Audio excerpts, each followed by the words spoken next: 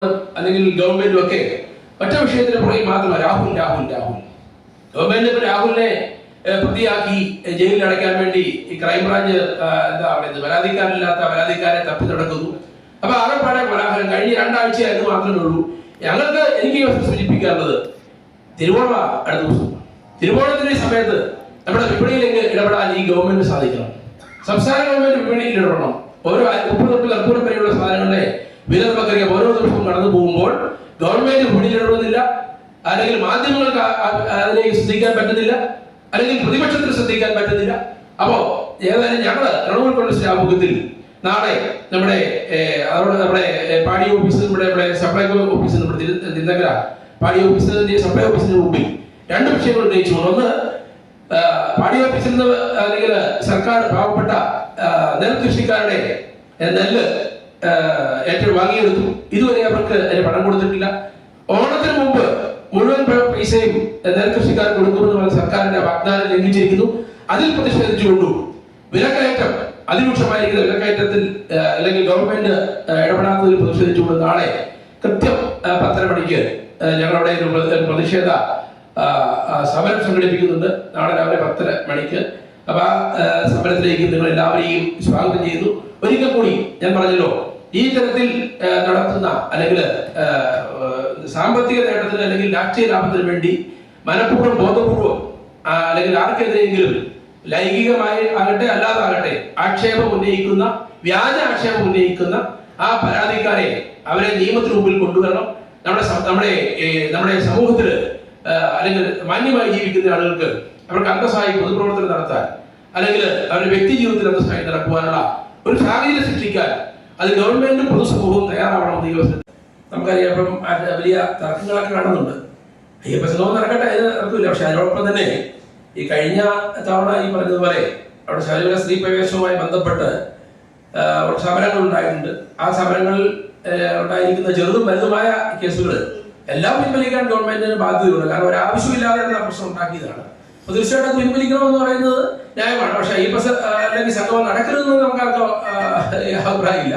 അത് നടക്കട്ടെ. പക്ഷെ അതോടൊപ്പം തന്നെ അന്ന് ഈ ശബരിമല സ്ത്രീ പ്രവേശനത്തിന് എന്തു വേണ്ടിയാണ് ഇത്രയേറെ വസനം പിടിച്ചത്? പോലീസും ബഹളവുമായി നിന്ന് സ്ത്രീകളെ ശബരിമലയിൽ കയറ്റാൻ ആരാണ് അതിന്റെ പിന്നിൽ പ്രവർത്തിച്ച് അവർ തന്നെ ഇന്നിപ്പോൾ ഈ പറഞ്ഞ പോലെ അയ്യപ്പ സംഗമത്തിന് നേതൃത്വം കൊടുക്കുന്നത് നല്ല കാര്യം. തീർച്ചയായിട്ടും തെറ്റ് തിരിച്ചറിഞ്ഞ് തിരുത്താനുള്ള ഒരു മനസ്സാണെങ്കിൽ തിരുത്തപ്പെടട്ടെ. നമുക്കറിയാം, എത്രയോ കഴിഞ്ഞ കാലങ്ങളിൽ കമ്പ്യൂട്ടറെ എതിർത്തു, കമ്പ്യൂട്ടർ തന്നെ തകർത്തു, ആ കമ്പ്യൂട്ടറിനെ സ്വീകരിച്ചു. അങ്ങനെ ഓരോ വിഷയങ്ങൾ സമരം നടത്തുകയും പിന്നെ അതിനെ സ്വീകരിക്കുകയും ചെയ്യുന്ന നമുക്കറിയാം, മെട്രോ റെയിൽ ഉൾപ്പെടെ ഉള്ള വിഷയങ്ങളൊക്കെ എതിർത്തവരാ. അപ്പം സ്വാഭാവികമായിട്ടും തിരുത്തുന്നത് നല്ല കാര്യമാണ്. നമ്മുടെ നാടിന്റെ വികസനത്തിന് വേണ്ടി, സമൂഹത്തിന്റെ നന്മയ്ക്ക് വേണ്ടി അത് പ്രയോജനപ്പെടട്ടെ എന്ന് മാത്രമേ ആ വിഷയത്തെ സംബന്ധിച്ച് സൂചിപ്പിക്കാനുള്ളൂ. അദ്ദേഹത്തിന്റെ ജീവിതത്തിൽ ഏറ്റവും വലിയ ഒരു ദുരന്തമാണ് അദ്ദേഹത്തിന് അവസാന കാലഘട്ടത്തിൽ, അദ്ദേഹത്തിന്റെ അധ്യാപന ജീവിതത്തിന്റെ അവസാന കാലഘട്ടത്തിൽ ഉണ്ടായത്. അദ്ദേഹത്തിന്റെ മക്കൾക്ക് ഉണ്ടായ ബുദ്ധിമുട്ട്, അവരുടെ കുടുംബത്തിന് പല ബുദ്ധിമുട്ടുകൾ ഉണ്ടായി കാണും. അതൊക്കെ പരിഹരിക്കുവാൻ ഈ പരാതി കൊടുത്തവർക്ക് സാധിക്കില്ല. ഇനിയെങ്കിലും അത് നിയന്ത്രിക്കപ്പെടണം.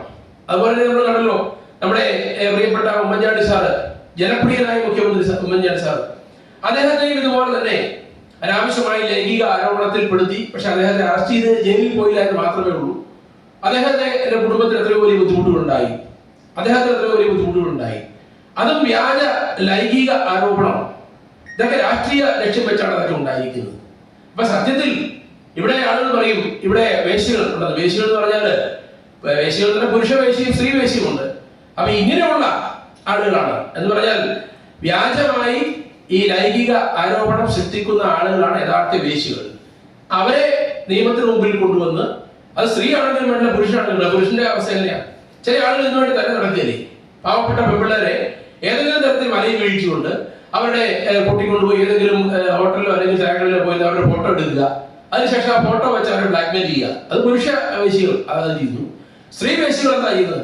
അവർ ഈ പറഞ്ഞതുപോലെ മെസ്സേജ് അയക്കുന്നു, വാട്സപ്പിൽ കൂടെ ചാറ്റ് ചെയ്യുന്ന അവസാനം സൗഹൃദമെന്ന് സ്ഥാപിച്ചതിന് ശേഷം അവരെ ബ്ലാക്ക്മെയിൽ ചെയ്യാനുള്ള എന്തെങ്കിലും ഒരു കാര്യം കിട്ടിക്കഴിയുമ്പോൾ ഇവര് തമ്മിൽ പെശകമായി, പിന്നെ പരാതിയായി, കേസായി.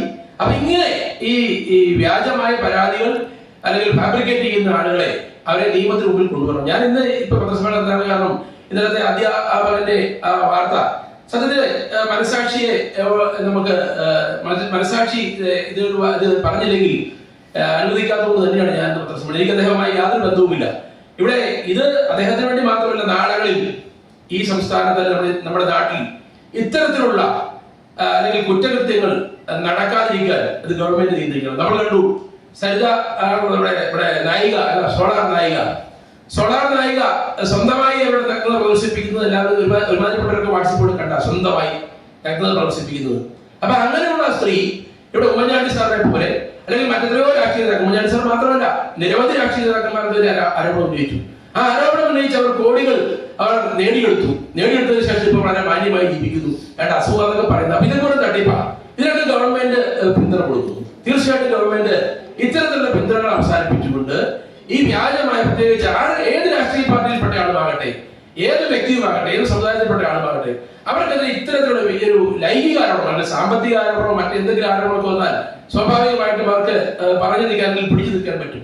അപ്പൊ ഇത്തരത്തിലുള്ള ഇല്ലാത്ത ഒരു കാര്യം പറഞ്ഞുകൊണ്ട് അവരെ അല്ലെങ്കിൽ കുറ്റക്കാരനായി ചിത്രീകരിച്ചുകൊണ്ട് മാധ്യമങ്ങളിലും അല്ലെങ്കിൽ പൊതുസമൂഹവും കുറ്റക്കാരനായി ചിത്രീകരിച്ചുകൊണ്ട് അവസാനം അയാളുടെ ജീവിതം നശിച്ചു കഴിയുമ്പോഴാണ് അയാൾ കുറ്റക്കാരനല്ല എന്ന് തെളിയിക്കപ്പെടുന്നത്. ഇത് ഒന്നല്ല, നിരവധി സംഭവങ്ങൾ നമ്മുടെ കേരള സംസ്ഥാനത്ത് നടന്നിട്ടുണ്ട്.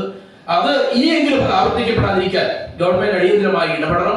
ഞാൻ പറഞ്ഞല്ലോ, ഒരാൾക്കെതിരെ ആർക്കും ആക്ഷേപം ഉന്നയിക്കാം. പ്രത്യേകിച്ച് ഒരു സ്ത്രീ ഒരു പരാതി കൊടുത്താൽ അപ്പോഴേ കേസെടുക്കണം നിയമമാണ്. അപ്പൊ അവർക്ക് കൊടുക്കുന്നത് എന്തിന്റെ അടിസ്ഥാനത്തിലാണെന്ന് നമുക്കറിയില്ല. അത് ചിലപ്പോൾ രാഷ്ട്രീയ പ്രേരിതമായിരിക്കാം, അല്ലെങ്കിൽ സാമ്പത്തിക ലക്ഷ്യമായിരിക്കാം. അപ്പൊ അങ്ങനെയുള്ള കാര്യങ്ങളിൽ ഒരു ശക്തമായ നിയമ നടപടി ഉണ്ടാവണമെന്ന് ഈ അവസരത്തിൽ ആവശ്യപ്പെട്ടു. അതോടൊപ്പം തന്നെ